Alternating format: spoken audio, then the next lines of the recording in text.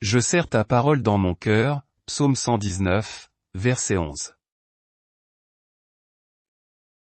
Psaume 119, verset 39. Éloignez de moi l'opprobre que je redoute. Car tes jugements sont pleins de bonté. Car, comme l'éclair part de l'Orient et se montre jusqu'à l'Occident, ainsi sera l'avènement du Fils de l'homme. Matthieu 24, verset 27.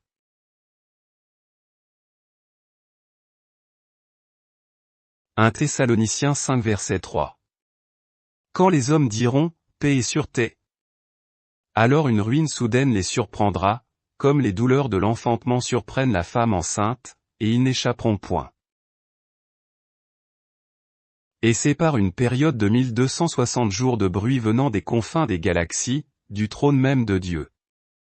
Et les premières visions dans l'Apocalypse chapitre 6, terroriseront la terre, puis après, 30 minutes de silence. Les trompettes du Très-Haut sonneront et seront perçues de la terre par une série de 14 jugements supplémentaires. Et parce que l'homme n'a pas voulu de l'Éternel Dieu Tout-Puissant, le Prince de la paix, Dieu fera la guerre à la terre et aux hommes pour l'avoir méprisé. L'Éternel est son amour de fil qui a voulu vous sauver du carnage dont parle le livre de l'Apocalypse et que vous regardez parfois comme un divertissement sur votre télévision.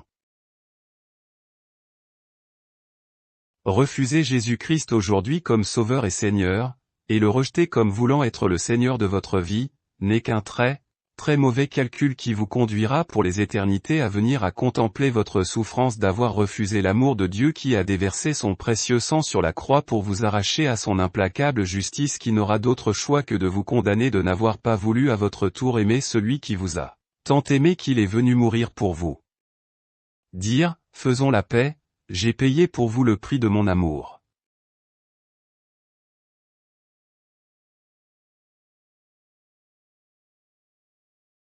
Mais vous pouvez faire la paix encore avec Dieu en 35 secondes à une lecture sincère de Luc chapitre 23 et des versets 40 à 43, qui vous emmèneront à éviter les enfers à venir, aux demeures de Dieu, à sa nouvelle terre, ce qu'il annonce 5 fois dans la Bible, et où vous pourrez pendant l'éternité dire merci à celui qui vous a sauvé de vous-même, tant vous êtes certainement le pire ennemi, alors que Dieu a manifesté pour vous un amour puissant et vrai, que le premier homme de l'humanité était un brigand, un méprisé, un rejeté comme le Christ Jésus qu'il a aimé malgré ses crimes.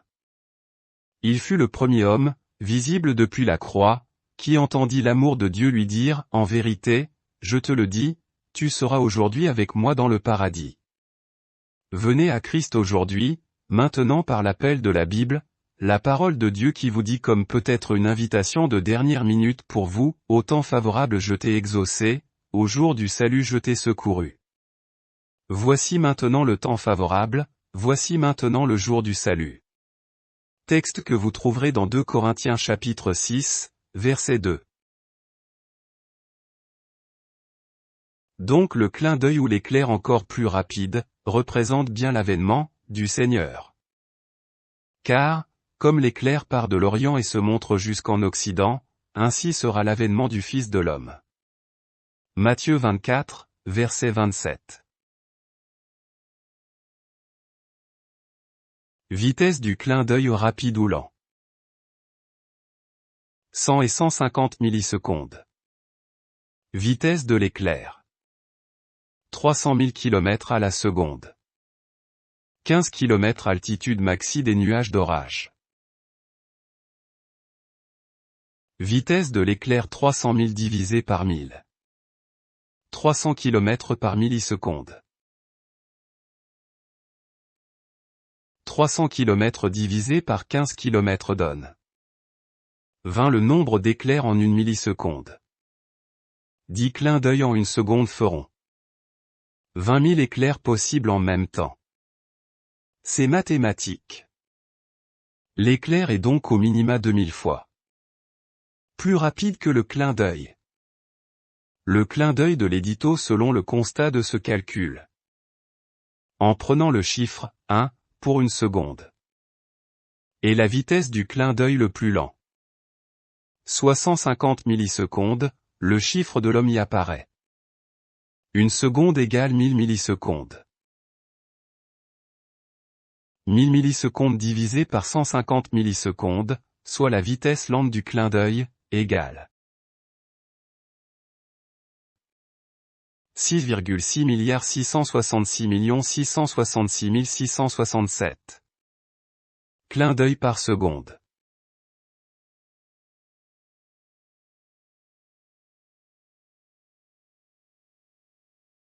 Psaume 119, verset 39. Éloignez de moi l'opprobre que je redoute. Car tes jugements sont pleins de bonté. Écartez loin de moi la honte qui m'effraie, tes lois ne sont-elles pas bonnes? Éloignez de moi l'insulte que je redoute, car tes sentences sont pleines de bonté. Ôtez mon opprobre, lequel j'ai craint, car tes ordonnances sont bonnes. Détourne de moi l'opprobre que je crains, car tes jugements sont bons. Détourne de moi l'opprobre que je crains, car tes ordonnances sont bonnes.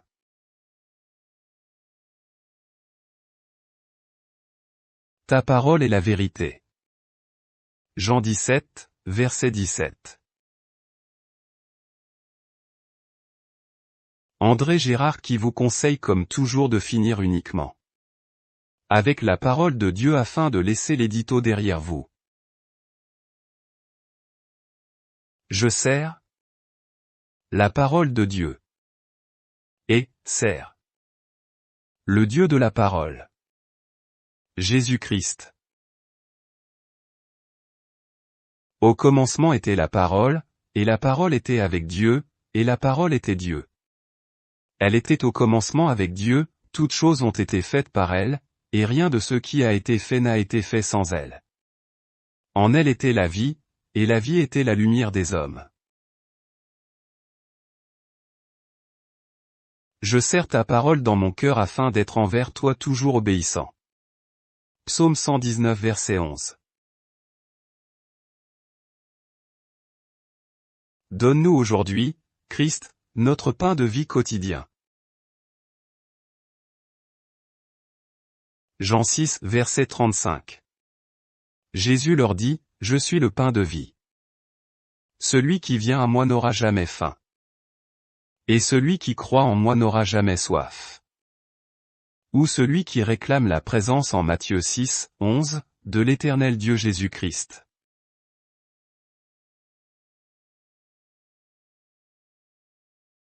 Dieu, notre Sauveur qui veut que tous les hommes soient sauvés et parviennent à la connaissance de la vérité. Voici le plus beau verset de la Bible. Car, Dieu a tant aimé le monde qu'il a donné son Fils unique, afin que quiconque croit en lui ne périsse point, mais qu'il ait la vie éternelle. Jean 3, verset 16. Que vous pouvez donc lire ainsi pour vous-même comme si vous étiez la seule personne que Dieu aimait. Car Dieu m'a tant aimé qu'il a donné son Fils unique, afin que si je crois en lui, je ne périsse point, mais que j'ai la vie éternelle. Comme une fleur ouverte pour vous. Mesurez, tant vous êtes aimés.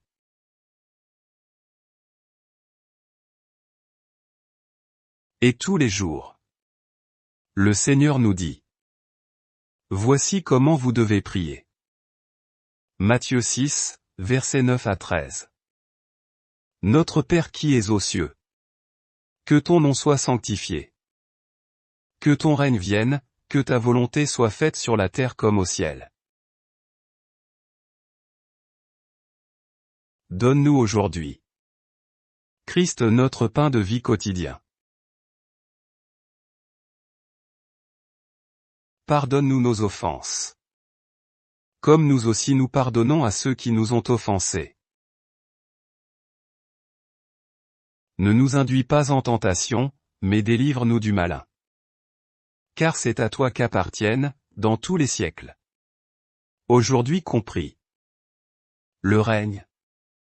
La puissance. du Saint-Esprit. Et la gloire. Regardez les oiseaux du ciel, ils ne sèment ni ne moissonnent, et ils n'amassent rien dans des greniers, et votre Père céleste les nourrit, ne valez-vous pas beaucoup plus qu'eux?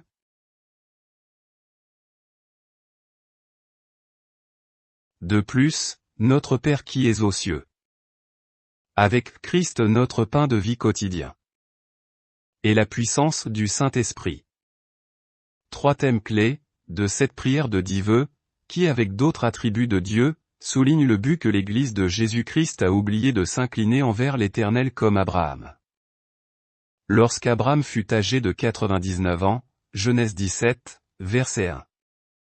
L'Éternel apparut à Abraham, et lui dit: Je suis le Dieu Tout-Puissant. Marche devant ma face, et sois intègre. Sois, pour aujourd'hui, depuis la venue du Créateur, de Jésus-Christ. Notre intégrité, selon le Seigneur, sera selon son allégeance de Matthieu 6, versets 6 à 13, et ce 7 jours sur 7 selon le verset 11.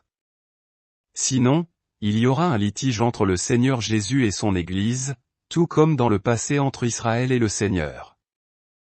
L'Église d'aujourd'hui ne peut pas le voir selon Apocalypse 3, verset 17, car elle est passée de la somnolence, au sommeil dans la prophétie du Seigneur en Matthieu 25, verset 5.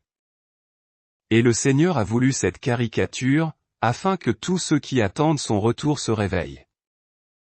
L'édito n'y est pour rien. Et en 47 ans de vie chrétienne, parmi toutes assemblées confondues, en France, ni en mission d'ailleurs, je n'ai entendu un message d'un brebis berger enseignant l'allégeance à Jésus-Christ ou la pratiquant lui-même. Mais quand dans la Bible, la parole de Dieu, nous faisons ce que le psalmiste nous enseigne. Ta parole, je l'ai cachée dans mon cœur, ou je garde et serre ta parole dans mon cœur, et que l'on arrive, pas à pas, dans sa Bible à lire. Priez donc de cette manière. Vous donc, priez ainsi. Voici donc comment vous devez prier. Priez donc ainsi. Dans l'ensemble de l'Église de Jésus-Christ, que ce soit de sages brebis ou non, personne n'enseigne véritablement ces iota et traits de lettres, que l'édito avait, baptisé, jadis être, la prière perdue d'Israël, pour avoir refusé le règne de Christ. Mais, dans l'Église de Jésus-Christ, quand cette prière n'est pas une vaine redite dans un chapelet sans fin, a été l'appauvrissement de ceux qui auraient voulu demeurer remplis du Saint-Esprit sans passer par ce protocole, et ce bien avant que Paul ne confirme qu'elle n'a plus que des larves selon 2 Corinthiens. Et Israël, fondation de la nouvelle assemblée juive du Seigneur par les apôtres, a fait comme les fils de Jacob, en n'acceptant pas le règne et la volonté de Dieu selon Matthieu 6. Mais je vous rassure, les 144 000 vont faire en 3 ans et demi ce que l'Église n'a pas fait en 700 fois plus de temps. Et si à Pentecôte elle était réveillée, en Apocalypse 2 et 3 elle somnole déjà, et en 2025 elle dort profondément selon la caricature et prophétie du Seigneur Jésus, qu'il annonce avant même la naissance de la belle Église. Apocalypse 3, verset 18.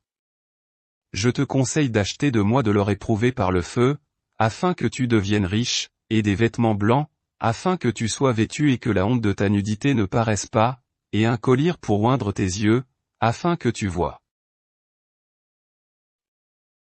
Et le schisme de l'Église depuis Acte 20, verset 30, qui compte à présent certainement 10 grandes familles à l'image de ces vierges qui attendent pourtant tout le Seigneur, et dont la moitié sera recalée, et ce, bien que Dieu désire que tous les hommes soient sauvés. Le cœur de l'homme reste finalement ce qu'il est. Jérémie 17, verset 9. Le cœur est tortueux par-dessus tout, et il est méchant, qui peut le connaître? Paul reçoit la permission de Dieu de fermer la source plénière. En 1 Corinthiens 3.4, sans même jamais, dans toutes ses épîtres, prononcer une seule fois le mot de disciple dont le ministère avait pris fin en un seul mot, vous n'êtes que des hommes, qui n'auront que l'amour, la foi et l'espérance à la fin du siècle avec les dons qui disparaîtront. Paul en fera le listage au chapitre 12 de sa première lettre aux Corinthiens, et conclura par le sujet de l'amour du chapitre 13, où dorénavant, Dieu attachera plus d'importance à l'obéissance à sa parole, qu'à une source sans fin de l'esprit et de dons, dont l'homme se glorifiait en se prenant presque pour Jésus-Christ et en marchant plus par la vue, que par la foi en la puissance de Matthieu 6.13. 1 Corinthiens 3, verset 4. Quand l'un dit, moi, je suis de Paul. Et un autre, moi, d'Apollo. N'êtes-vous pas des hommes? En français mais en version King James. Mais dans le chapitre 1, verset 12, je veux dire que chacun de vous parle ainsi, moi, je suis de Paul. Et moi, d'Apollo. Et moi, de Cépha. Et moi, de Christ. Étage 1 Corinthiens 3, verset 4, version King James. Car quand on dit, je suis de Paul, et un autre, je suis d'Apollo, n'êtes-vous pas charnel? Paul est tellement scandalisé qu'il n'utilisera jamais le mot « disciple », qui est devenu dans la bouche des disciples un mensonge, face à la parole de Dieu qui dit. Et Paul, une fois de plus, jusqu'au chapitre 4, dénonce toujours ce ministère qui a été déformé. 1 Corinthiens 4, verset 7. Car qui est-ce qui te distingue? Que as-tu que tu n'aies reçu? Et si tu l'as reçu, pourquoi te glorifies-tu, comme si tu ne l'avais pas reçu? La seule puissance que Dieu accorde aujourd'hui, c'est celle qui est en Matthieu 6, verset 13 et que Dieu dispense selon notre obéissance si la contrepartie de pouvoir régner dans notre vie avec sa volonté et dans le but de le glorifier. Mais pour cela il faut faire sérieusement les 10 vœux quotidiens pour recevoir, le pain qui vient à notre demande du ciel, au verset 11, soit Jésus-Christ lui-même, le Je suis le Dieu Tout-Puissant.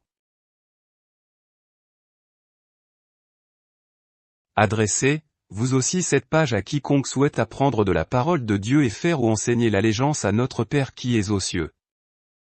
Après l'interlude musical qui suit, vous retrouverez la plume en live durant 4 fois 20 minutes, en 4 vidéos. Et pas à pas construisez avec votre foi, vous aussi, votre service pour notre Père qui est aux cieux.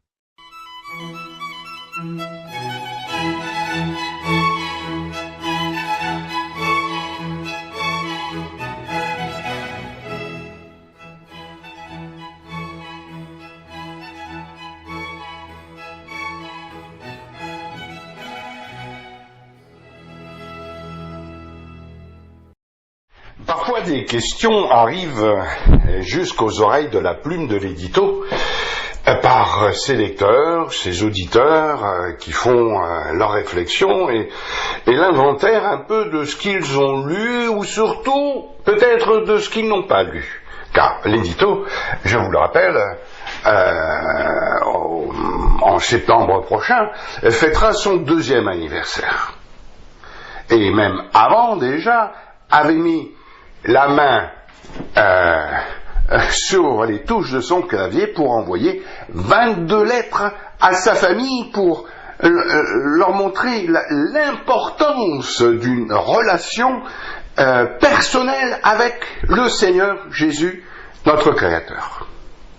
Alors quand un frère en Christ qui a lu une partie de ces lettres, qui a même lu le livre La Grande Shoah, que j'ai écrit avant, et donc qui suit un peu l'édito depuis toutes ces années, pour le livre La Grande Shoah, pour une partie des lettres qu'il a parcourues, et pour l'édito dont il me dit je ne lis pas tout, mais de temps en temps je regarde quand même ce que l'édito mentionne, écrit, ou maintenant met en vidéo et qui est devenu de l'audio. Non, il n'y a plus besoin de lecture, il n'y a plus besoin de s'arrêter. Un frère en Christ me disait « Oh mais tu n'y penses pas aujourd'hui, il faut que ça soit light, il faut que ça soit rapide, sinon tu tu n'as aucun lecteur, tu vas avoir personne qui va jeter un œil sur ce que tu écris ou ce que tu vas lire. C'est trop long, les gens n'ont pas le temps. Ils veulent des feuillets de calendrier. Ils veulent plus lire la Bible. Et si vous ramenez ça à l'église de Jésus-Christ, eh bien moi je veux bien le croire, puisque je ne cesse de vous dire que l'église dort. Elle est en sommeil. Alors, dans l'église qui dort, il y en a certains qui dorment moins, comme les pasteurs qui sommeillent dans cette église et qui de temps en temps se réveillent pour essayer de réveiller l'église qui dort. Ça, c'est la parabole des 10 vierges.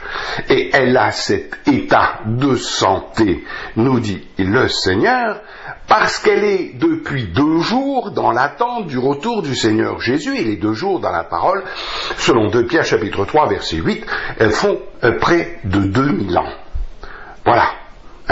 L'an 29 de l'année 2000, eh bien, on y arrive.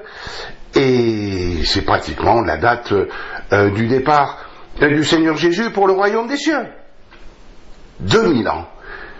Et 66 ans après son départ, en l'an 95, par la main de Jean, qui voit ses yeux en même temps qu'il entend ce qu'il met sous sa plume et qui nous parvient jusqu'à ce jour, qui voit 3 fois ses yeux tout au long du livre de l'Apocalypse, avant le jugement des 7 églises de l'Asie, de cette époque-là, de cette Asie, ce bassin méditerranéen, où l'Évangile déjà avait touché ces nations.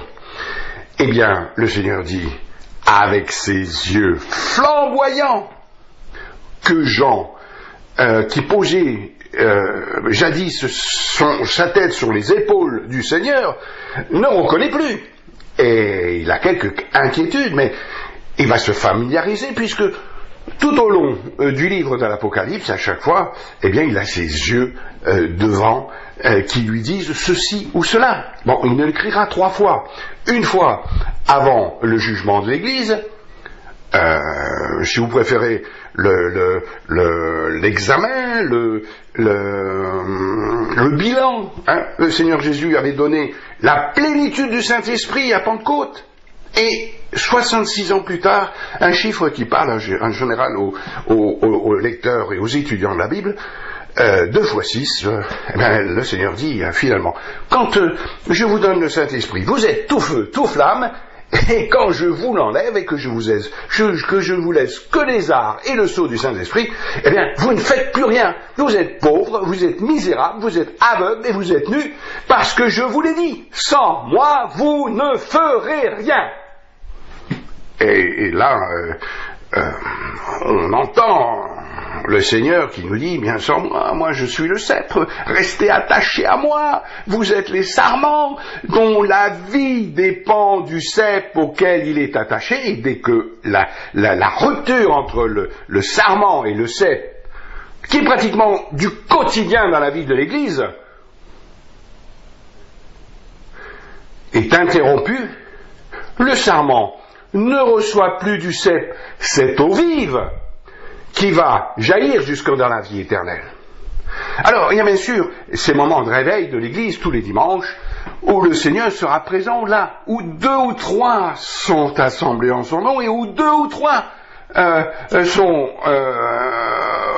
reconnaissants de tourner un instant de leurs 7 jours, 7 fois 24 heures, où le Seigneur pourrait nous dire, comme aux disciples, ces vaillants, ces valeureux qui en 3 ans et demi vont donner leur vie au Seigneur Jésus, perdront leur tête, un peu à l'image des 144 000, pour entrer dans la vie éternelle que Dieu leur offre par ce service particulier que l'Église serviteur que nous sommes aujourd'hui, selon Matthieu, chapitre 10, versets 24 et 25, Dieu faisant la différence entre les disciples d'antan qui lançaient en quelque sorte le projet de l'Église, et où l'Église allait poser ses pierres vivantes sur les apôtres et les premiers 70 disciples qui les ont accompagnés, pour ce qui concerne Jérusalem et les près de 3000 ou moins de 3000 dans Acte 2, qui vont des nations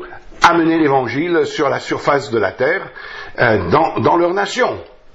Et toutes ces pierres vivantes vont s'ajouter sur les disciples qui ont finalement disparu à la fin du 1er siècle avec Jean, et qui nous fait le triste bilan par la voix qu'il reçoit de son maître, de celui qui jadis était si près de lui. Que sa mère n'a pas hésité, il dit, ce serait bien que Jean soit assis à ta droite. Mais Jésus a dit gentiment à la mère de Jean, non, fils de Zébédée, c'est mon Père qui va décider. Et quand vous saurez qui est le Père dans la parole de Dieu, vous dites, mais moi je sais, c'est le Père, le Fils, le Saint-Esprit, je lis ma Bible quand même. Oui, mais quand vous le saurez, quand je vous le dirai, vous direz, mince, je ne l'avais pas vu, et pourtant c'était écrit. Et alors, le ministère que Dieu me donne, il est différent. Il est différent. Il a fait de moi un diacre. Et dans mon cœur, dès ma jeunesse, dès que j'ai donné ma vie au Seigneur Jésus, je n'ai jamais voulu être pasteur, enseignant de la parole de Dieu. Je voulais servir. Et je voulais apprendre surtout comment amener une âme à Christ. C'était la seule ambition. Une fois que j'ai accepté le Seigneur Jésus, la première chose qui m'est venue à l'idée, mais comment je vais pouvoir faire pareil? Comment je vais pouvoir rendre ce service à Dieu et amener moi-même une âme à Christ? Et j'ai fait 4 ans d'études bibliques pour ça. Je dis, mince, si tous les chrétiens allaient à l'école biblique, eh bien, l'Éternel ne manquerait pas d'ouvriers dans sa moisson. Et les églises aujourd'hui prient le Seigneur d'envoyer des ouvriers dans sa moisson, mais ils sont pas prêts à être l'ouvrier, à être l'Ésaïe qui lève sa main et qui dit, Seigneur, envoie-moi. Je suis là, coucou, Père Céleste, envoie-moi.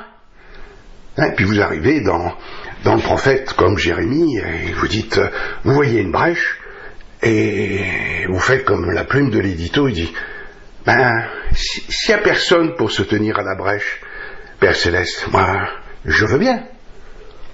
Et tout en ne sachant pas ce que je demande au Seigneur, les années passent, le Seigneur me laisse marcher dans des ornières, alors que je m'appuie sur moi plutôt que sur lui.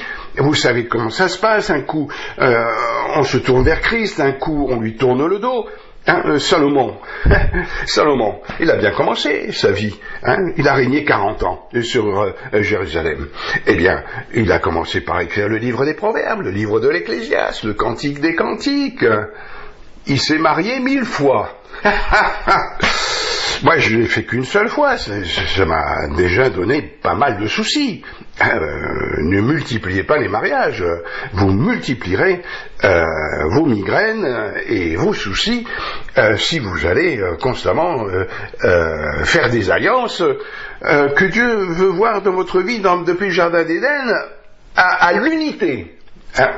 Et pourtant, David se mariera 10 fois, ou au moins 10 fois, puisqu'il avait 6 femmes à Hébron, et au moins 2 concubines et 2 femmes à Jérusalem, dont la très séduisante Bathsheba, qui lui donnera en 4e naissance Salomon, qui est devenu roi, et qui, à la fin de sa vie, avec la sagesse qu'il a reçue de Dieu, imaginez tout ce que Dieu, vous êtes serviteur depuis tant d'années, toute la sagesse que vous avez reçue de Dieu, que vous avez lue dans sa parole, et pourtant, Dieu dit dans la parabole des 10 vierges, vous lui tournez le dos comme Salomon.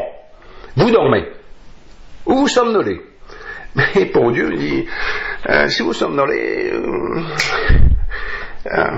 vous êtes plutôt un serviteur inutile. Vous n'êtes pas le Paul qui court, qui veut remporter le prix.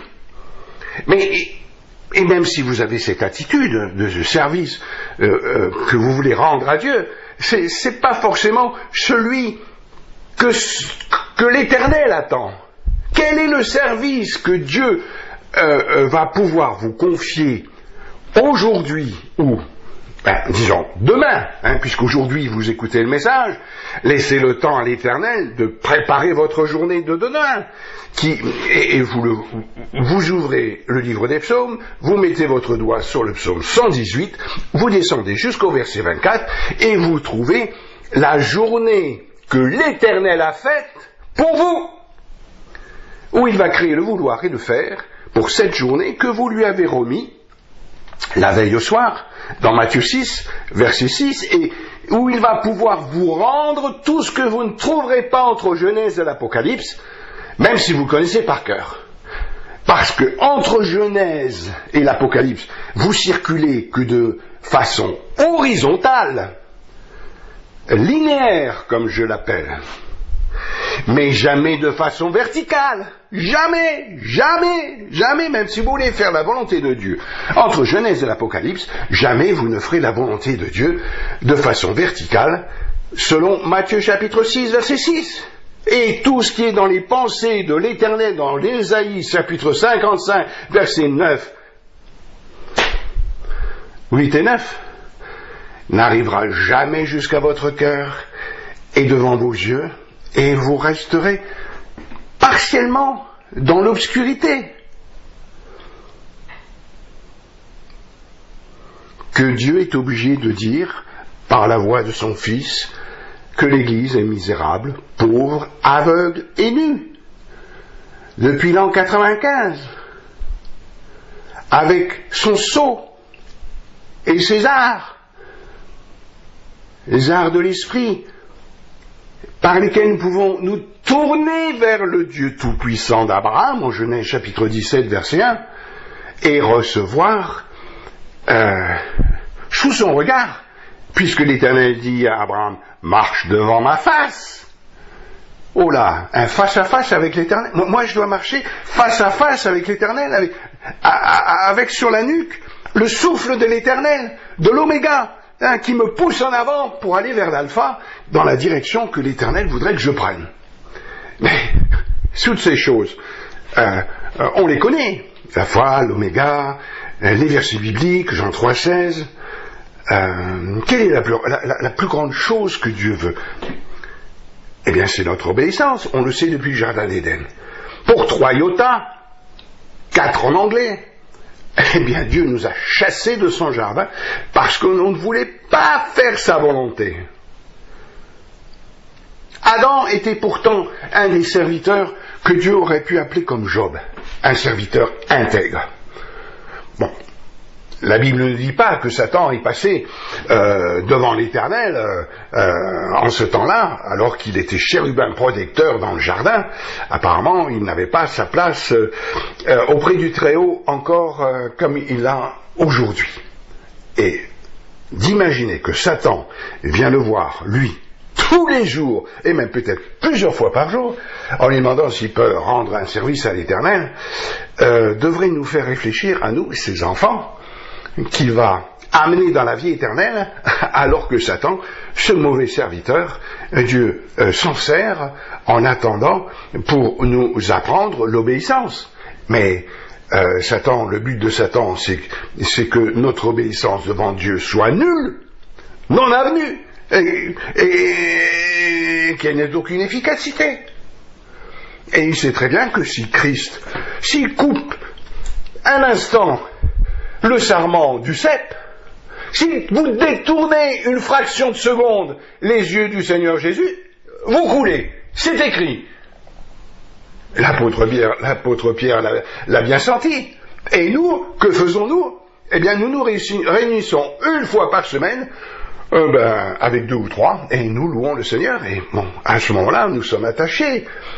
Le sarment est attaché à son cep. Mais durant la semaine, d'heure en heure, comment rester attaché au cep si on ne vient pas auprès du Père lui demander de rester soudé à lui? C'est l'allégeance de Matthieu 6 que je vous enseigne depuis 1 an et demi.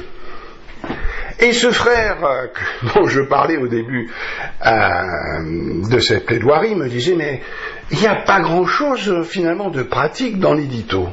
Hein, tu parles de beaucoup de choses, mais il y a quoi de pratique? Eh bien, il y a tellement de choses de pratique que je ne sais même pas par laquelle je vais commencer. Mais je vous n'en citerai qu'une seule, l'allégeance. Vous voulez faire la volonté de Dieu? Faites selon ce que le Seigneur Jésus, en mettant en pratique ce voici comment vous devez prier. Abandonnez vos listes de prières et faites la voici comment vous devez prier. Et à chaque fois que vous vous tournez vers Dieu, vous dites, c'est promis, demain, je ferai ta volonté. Demain, tu régneras. Christ, le pain de vie. Ah ben, je veux qu'il soit là. Seigneur, donne-le-moi, donne-nous aujourd'hui notre pain quotidien. Et un enfant de Dieu qui demanderait à son Père Céleste le pain quotidien, qui ne serait pas la manne qui vient du ciel, Christ qui vient du ciel, c'est une incompréhension dans l'Église de Jésus-Christ qui ne comprend pas qu'elle a, dans cette allégeance, à la fois tout ce dont elle a besoin pour accomplir la volonté de Dieu, et que les disciples ont reçu le jour de Pentecôte, qui ont fait des étincelles. Mais l'Église d'aujourd'hui, dormante ou sommeillante, dans sa maladie, qui utilise plus ses médecins que le médecin divin, son Père Céleste, pour la maintenir en santé. Et dans l'Église, voyez, nous sommes dans le même état qu'Israël quand le Seigneur Jésus est venu. Israël avait ses malades, l'Église de Jésus-Christ a les siens. L'Éternel nous en tient rigueur. Dieu nous a sauvés, par grâce. Romains chapitre 3, verset 24, Dieu le confirme. Il dit, la dette que vous avez devant moi, je l'efface. Hein, votre désobéissance qui était rouge comme le sang de mon fils est devenue blanc comme la neige. Mais votre obéissance que vous m'avez promis le jour où vous êtes venu vers moi pour que je sois votre sauveur, eh bien, vous avez voulu aussi que je sois votre Seigneur. Rappelez-vous, hein, ce que le brigand disait sur la croix, ce vaurien dont personne ne voulait plus à son époque. Il se tourne vers le Seigneur Jésus qui n'a pas ouvert une fois la bouche en sa direction pour lui donner un Jean 3,16 ou un Jean chapitre 1 verset 29, je vais t'ôter ton péché, hein, confie-toi en moi et tu auras la vie éternelle. Jésus ne dit rien, pas un seul verset de la Bible ne sort de la bouche de celui qui l'enseigne, qui est la parole de Dieu vivante. Et pourtant, l'Esprit de Dieu va pousser ce brigand à être l'avocat de l'Éternel qui se meurt sur la croix pour nous. Elle dit, mais il n'a rien fait. Et Dieu veut entendre cela de votre cœur, afin que vous compreniez que la culpabilité, elle est sur vous, toujours sur nous, qui sommes désobéissants. Et même l'orateur qui vous parle aujourd'hui est désobéissant devant son Dieu. À quel titre? Je vous le dis dans un instant dans la vidéo suivante. Soit une série de 4 vidéos de 20 minutes pour faire plaisir à mes amis qui me disent parfois, c'est trop long. L'édito est finalement à l'image de la vie éternelle que nous avons reçue, alors aimez la plume qui vient vous chatouiller longuement.